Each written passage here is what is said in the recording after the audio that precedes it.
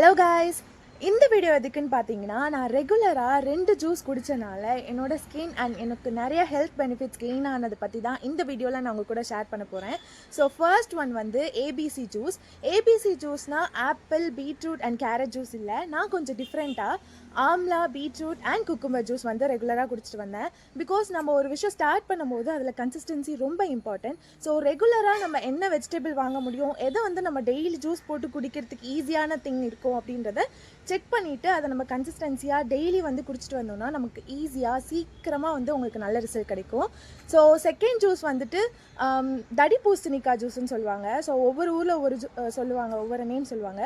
So அந்த காயை வச்சு ஒரு ஜூஸ் வந்து எங்கள் அம்மா ப்ரிப்பேர் பண்ணி கொடுத்தாங்க. அதில் கொஞ்சம் ginger, amla and curry leaves.